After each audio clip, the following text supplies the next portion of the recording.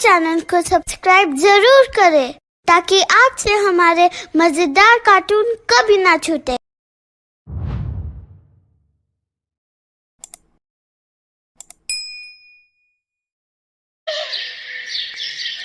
जसमीत एक सरकारी कॉलेज में पढ़ती थी। उसके बाबूजी नरेंद्र एक कपड़ा मिल में नौकरी करते थे। जसमीत की मम्मी वर्षा घर के बराबर में ही एक होटल वाले को रोजाना के पराठे और रोटी बना कर देती थी। कुल मिलाकर घर का गुजारा हो रहा था। पर एक शाम, वर्षा, आज सुबह से ही सीने में बहुत दर्द हो रहा है, लगता है ज्यादा बढ़ रहा है। जसमीत, जल्दी आ, तेरे बाबूजी की तबीयत खराब हो रही है।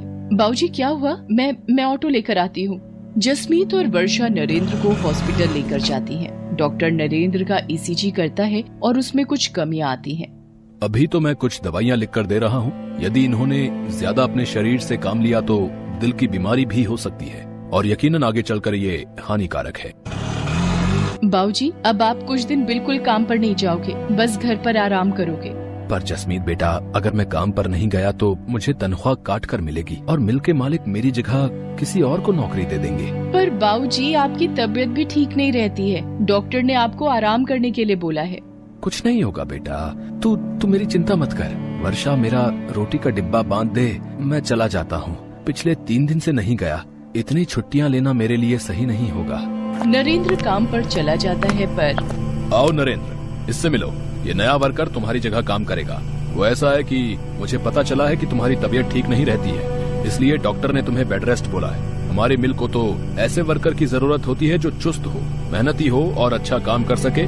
तुम्हारी तबीयत को देखकर मुझे नहीं लगता कि तुम ज्यादा दिन मेहनत के साथ काम कर पाओगे। और अचानक भगवान न करे तुम्हें कुछ हो जाता है तो बात हमारे ऊपर भी आ सकती है। तो इसलिए मैं तुम्हारा हिसाब कर रहा हूँ, तो तुम कहीं और काम ढूंढ लो।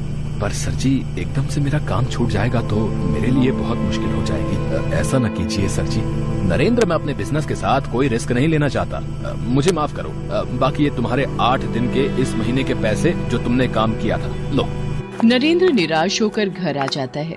वर्षा और जसमीत भी नरेंद्र से सारी बात जानकर बहुत दुखी होती हैं। नरेंद्र अब निराश और परेशान रहने लगा था। इसी कारण उसकी तबीयत और खराब रहने लगी। नरेंद्र ने चिंता में पूरी तरह बिस्तर पकड़ लिया। ये सब क्या हो गया? भगवान, ये कैसा दुखों का पहाड़ टूट गया है हमारे घर पर। मम्मी, चुप हो जाओ, प्लीज मत रो। आप ही तो मेरी और बाबूजी की हिम्मत हो। वर्षा, मेरे कारण तुम दोनों भी परेशान हो रही हो। मेरी बीमारी ने तुम्हें भी पैसों के लिए मोहताज कर दिया है।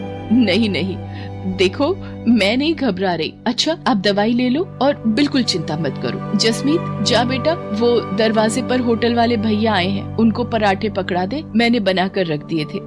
भैया, अगर 2 टाइम के भी बनवाने हो तो बता देना, मैं बना दिया करूँगी। ठीक है बहन जी, मैं मालिक को बोल दूंगा। अभी तो सिर्फ दोपहर के लिए ही बोले हैं।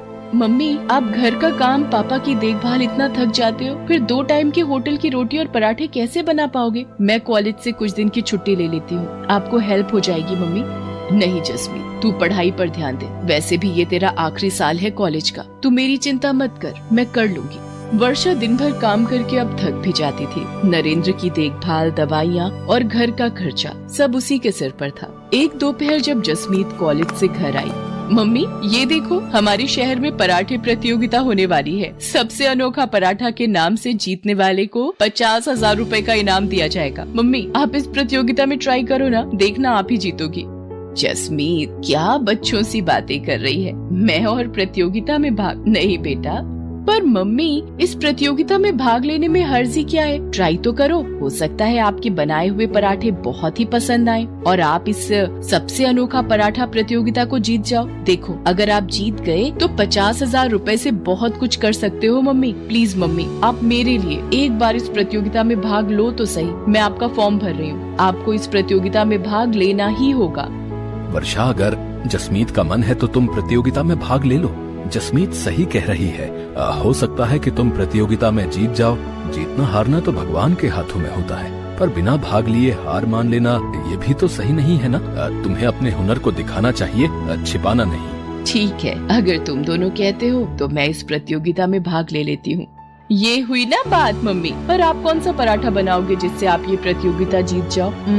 ये सोचना पड़ेगा। एक्सक्यूज मी मैम, आपका पिज्जा ऑर्डर था इस पते पर? भैया वो सेम एड्रेस हमारे पीछे वाली गली में है, वहाँ का ऑर्डर होगा। हमारी बैक साइड के घर का भी यही पता है। पिज्जा का नाम सुनकर तो मम्मी मेरे मुंह में पानी आ गया। गलती से वो डिलीवरी करने वाला भैया हमारे घर पर आ गया था। मम्मी क्या आप पराठे को पिज्जा का लुक दे सकते हो? एक नए तरीके का पराठा?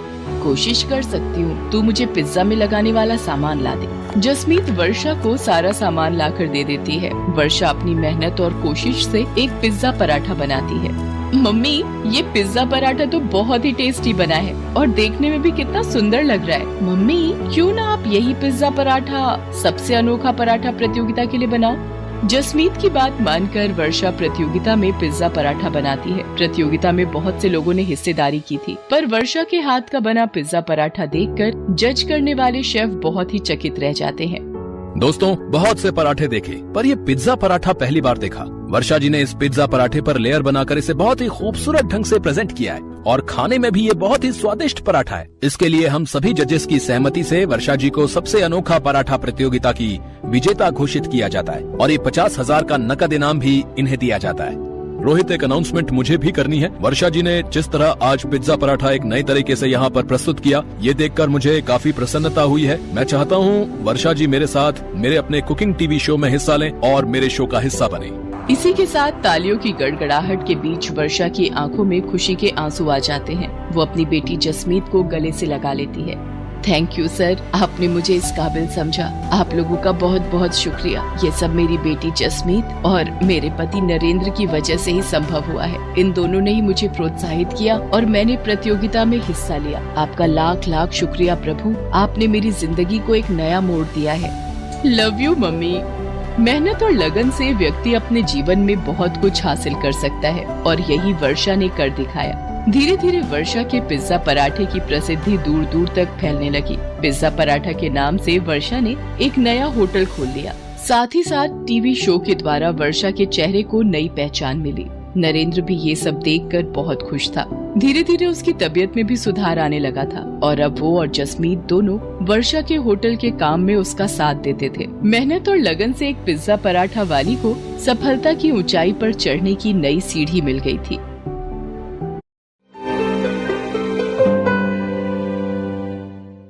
हमारे चैनल को सब्सक्राइब जरूर करें ताकि आपसे हमारे मजेदार कार्टून कभी ना छूटे।